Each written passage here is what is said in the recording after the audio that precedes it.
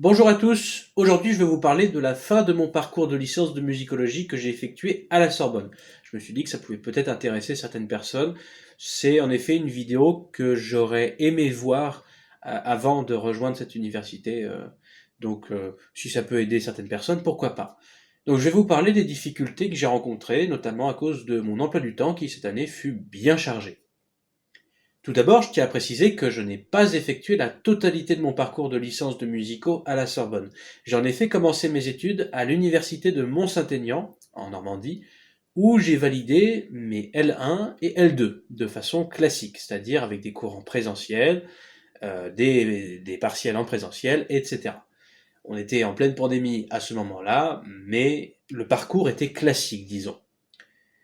J'ai rejoint la Sorbonne en septembre 2021 pour valider ma L3, mais cette fois-ci j'ai opté pour le parcours EAD, enseignement à distance, qui donnait un avantage considérable pour le normand que je suis. Dans ce parcours, il est inutile de se rendre à Paris pour suivre les cours. Ces derniers sont envoyés sous forme de fichiers PDF via Moodle, la plateforme de contenu pédagogique de l'université. Pourquoi avoir fait ce choix? Eh bien parce que je ne suis pas simplement étudiant en faculté, mais également étudiant en conservatoire. J'accorde une grande estime à l'enseignement du conservatoire et à ses débouchés. C'est pour ça que cette année, j'ai pu travailler tous les jours de la semaine au conservatoire de Rouen sans me soucier des problèmes de chevauchement de cours entre fac et conservatoire, ce qui était le cas pendant les premiers mois de ma L2 et je peux vous dire que c'était très difficile. En parcours EAD, je le répète, vous n'avez pas de cours en présentiel. On vous laisse seul dans la nature avec des PDF sous le bras. Tant mieux, diront certains. C'est ce que je me suis dit moi-même en début d'année. Mais attention, les partiels arrivent très vite. En janvier puis en mai, vous avez environ 10 jours d'épreuves, donc là vous vous rendez à Paris pour les passer naturellement, sachant que certaines matières sont évaluées par des devoirs maison que l'on fait à la maison pour le coup au courant de l'année. Cette année au conservatoire a été très mouvementée pour moi. Je préparais en effet 6 concours différents tout au long de l'année, principalement dans les matières d'érudition pour des CNSM, que ce soit Lyon ou Paris, mais majoritairement Paris quand même. Et lors des partiels du second semestre à la Sorbonne, donc en mai, j'ai eu un gros problème. Certains concours au CNSM de Paris tombaient en même temps que 4 partiels. Oui, voilà. En gros, le CNSM de Paris, les concours d'érudition se font en fin d'année. À l'inverse des instruments où ça se fait en janvier à peu près, l'érudition, comme l'écriture, l'analyse, se font en mai, début juin, voire fin juin pour la suite. Il y a la direction d'orchestre qui, elle, se fait en février, mais en tout cas pour l'écriture, l'analyse, ça se faisait mai-juin, et la fin de l'analyse et la FM, ça se fait fin juin et début juillet. Donc, grosse galère pour moi, parce que forcément, je peux pas être à deux endroits en même temps, mais au final, j'ai quand même pu valider ma licence et entrer au CNSM à côté. Pour celles et ceux qui se demandent ce qu'apporte la faculté de musicologie lorsque l'on est en conservatoire, je répondrai ceci. La faculté se concentre sur l'histoire de la musique et la méthodologie rédactionnelle. Pour les matières plus techniques comme l'écriture, le chant ou l'analyse, le conservatoire est meilleur.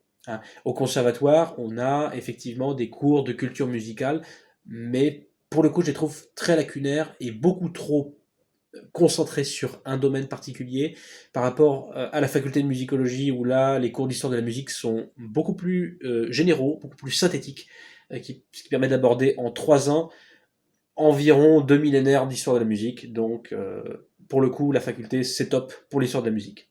Après, la culture musicale, de toute façon, on la fait soi-même majoritairement.